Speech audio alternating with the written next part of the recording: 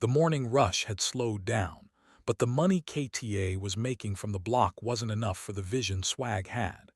To truly buy their way out of the trenches, they needed a massive score. Inside the KTA apartment, the air was thick with the smell of expensive weed and coffee. Louis was sitting on the couch, laptop open, scrolling through encrypted messages.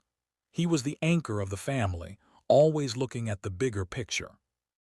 Yo, Louis said, looking up as swag Sosa and Trey walked into the living room. I just got the drop from one of my out-of-town plugs. There's a major distributor, a big-time kingpin named Alvarez, passing through the city limits today. He's carrying 50 keys of raw product and a trunk full of dirty cash, looking to supply the Redfield and White Stones crews to get them back on their feet. Swag's eyes lit up, a sharp, greedy smile spreading across his face. Alvarez, the guy who thinks he's untouchable because he's got a couple of corrupt cops on his payroll. The very same, Louis nodded, turning the laptop so they could see a digital map. He's setting up a meeting at an abandoned meatpacking warehouse on the edge of the industrial district. He thinks he's dealing with a weak, desperate crew. He doesn't know we're back in town. Sosa leaned against the kitchen counter, his face grim as he checked his heavy-caliber pistol. So we aren't just going to buy from him. We're taking everything.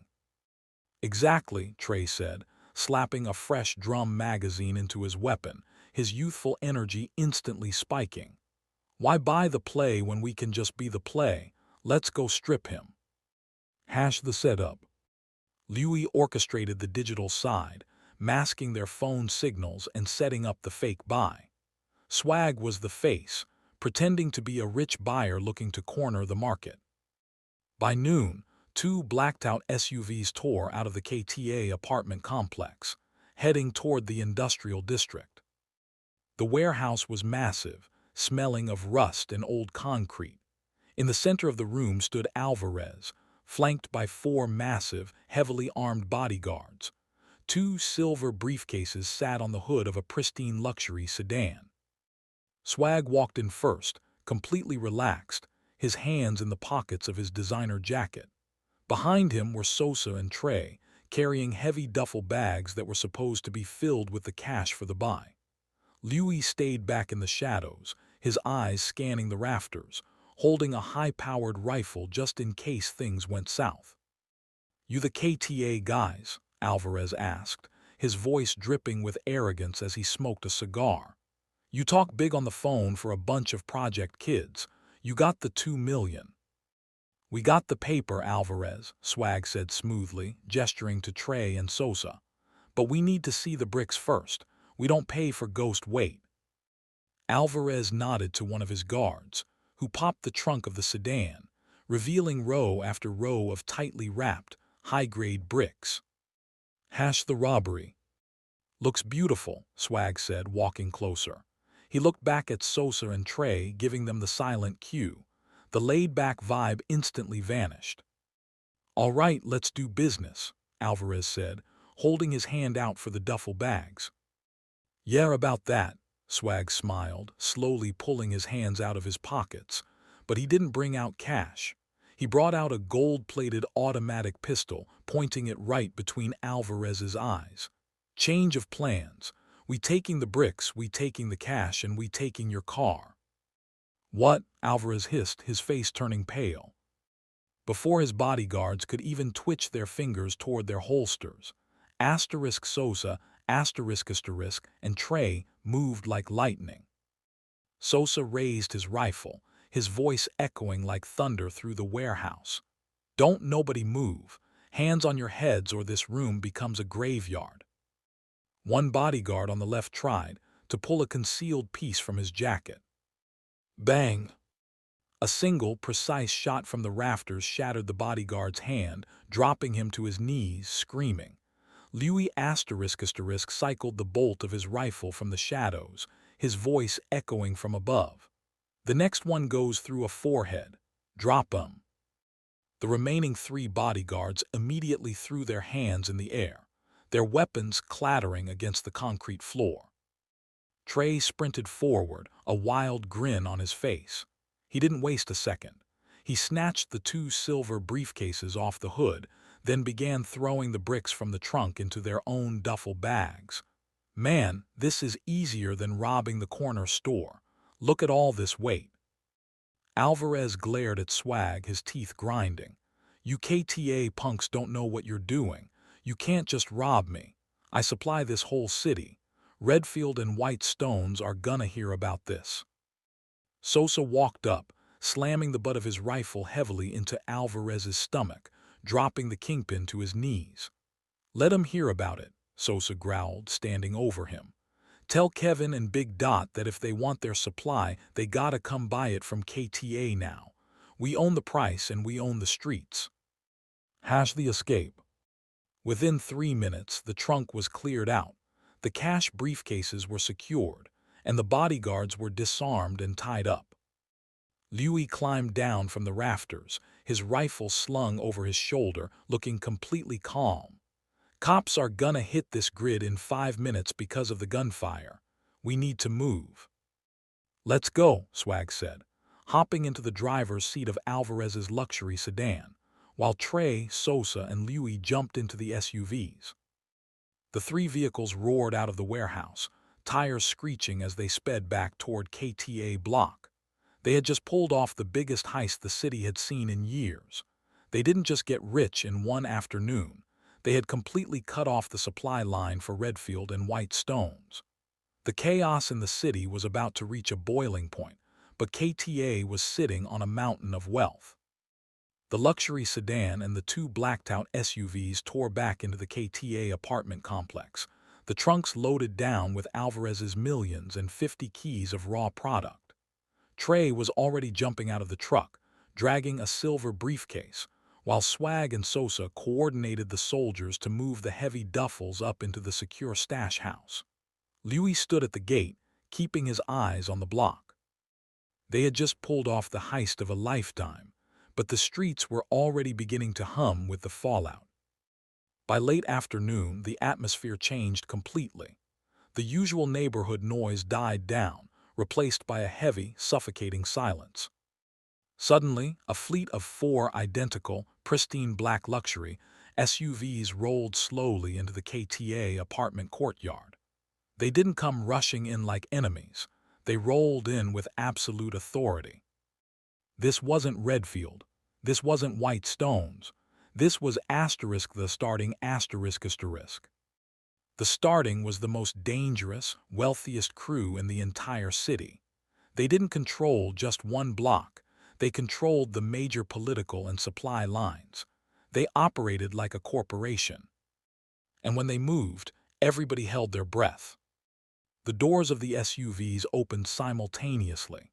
Out stepped their notorious shooters, Isaiah ***, Mac ***, and Tyrone ***. They didn't draw their weapons, but they stood in a tactical formation around the vehicles, their hands resting heavily on their waistbands, eyes scanning the KTA balconies with cold, lethal precision. From the middle vehicle, the 2 bosses stepped out, Trap ** and Tip ***. Trap was dressed in a tailored tracksuit, his face entirely unreadable, while Tip walked with a quiet, menacing swagger, a cigar unlit between his teeth. They didn't come to start a chaotic shootout. They came to talk. Hash the standoff on the concrete. Upstairs, the brothers immediately reacted. Swag, Sosa, and Trey gripped their rifles, ready to defend the stash. But Smokey ***, famous ***, and Reese stepped to the front of the balcony. Hold on, Smokey whispered, putting a hand out to stop his younger brothers. Don't flash no iron yet. You don't fight the starting unless you have to. Let me, Famous, and Reese talk to him. Smokey, Famous, and Reese walked down the concrete steps into the courtyard, meeting Trap and Tip right in the center of the asphalt. Famous stood to the left, his eyes locked onto Mac and Tyrone. Reese stood to the right, entirely relaxed, his gaze fixed directly on Isaiah, the deadliest shooter of the rival set. The air was pure ice. Trap looked around the KTA complex, then focused his eyes on Smokey. "You boys pulled off a hell of a stunt today," Trap said, his voice smooth but carrying the weight of a death sentence. "Robbing Alvarez, taking 50 keys and 2 million in cash." "Alvarez was a middleman," Smokey said, keeping his composure.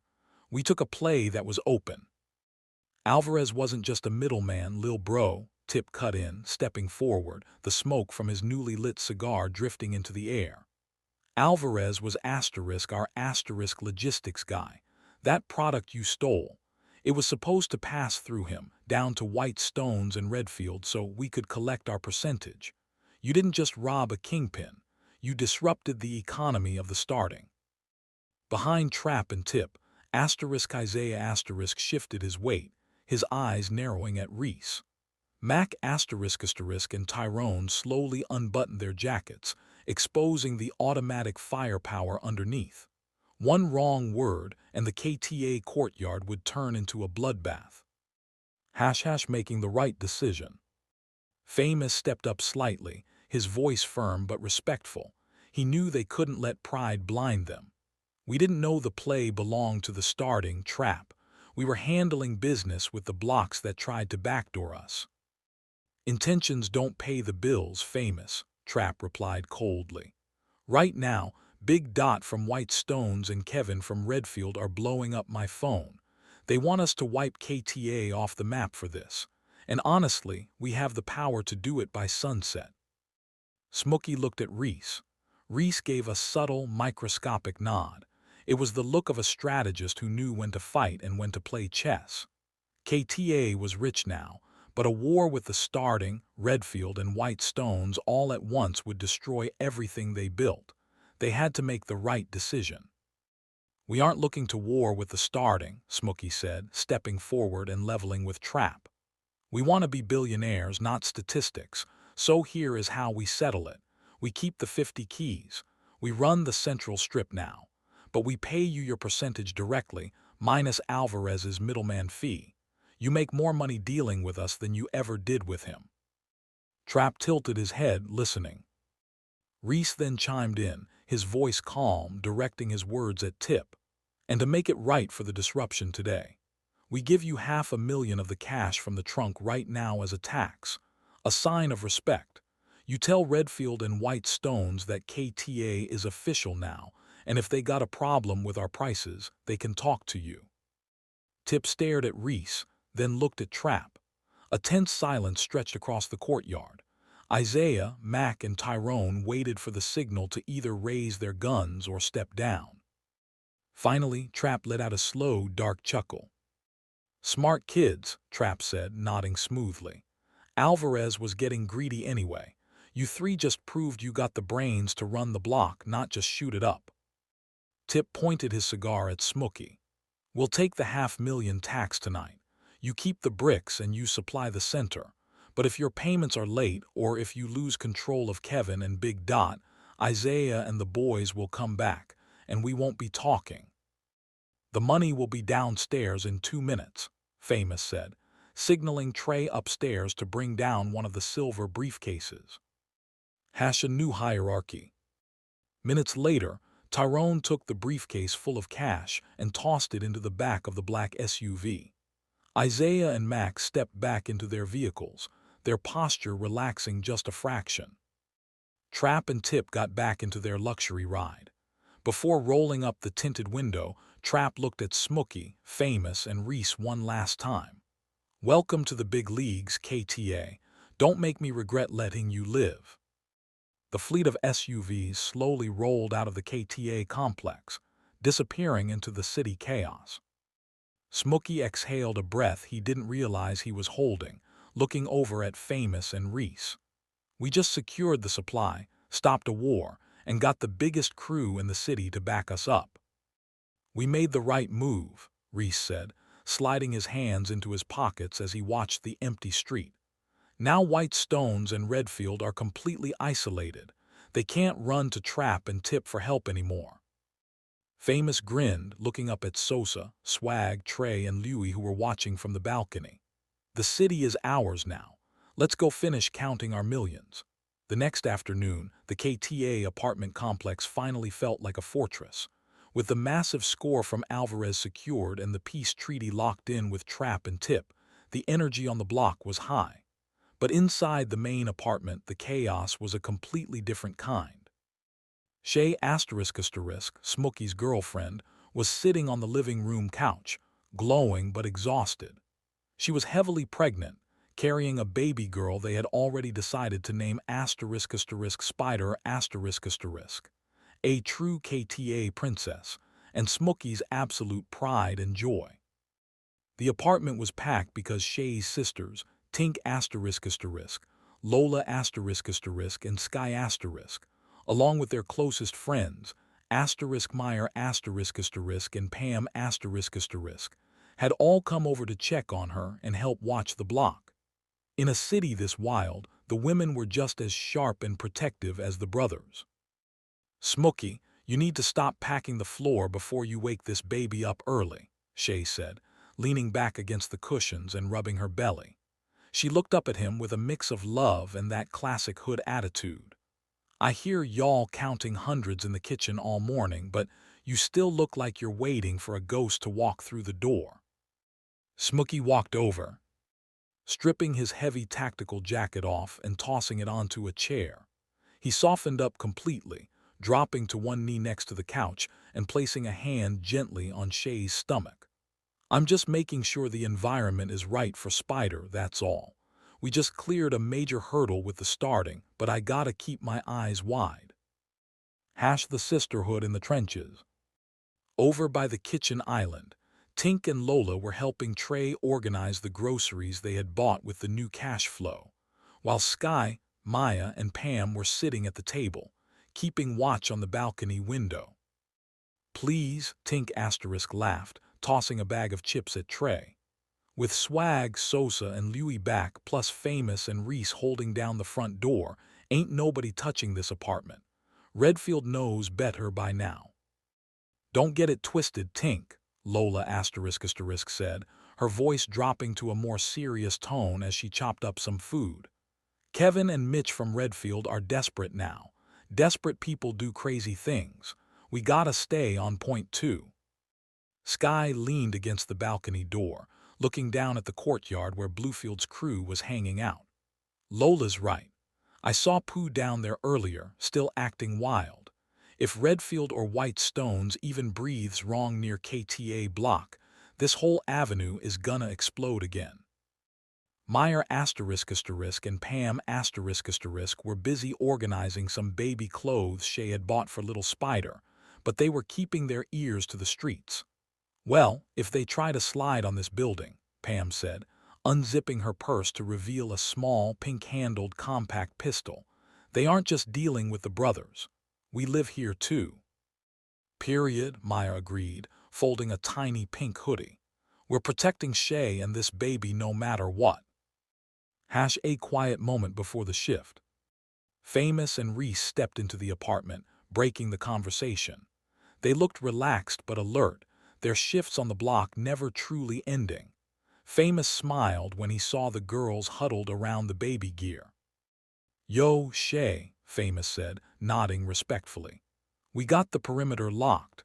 The starting officially put the word out through the city that KTA is untouchable now. White Stones and Redfield are officially starved out." Reese walked over to the kitchen, grabbing a cold drink, his eyes lingering on the window. "We still keep the guard up, but for today, we eat good and we make sure the family is straight." Smokey looked at Shay, then down at her belly, feeling a faint kick against his palm.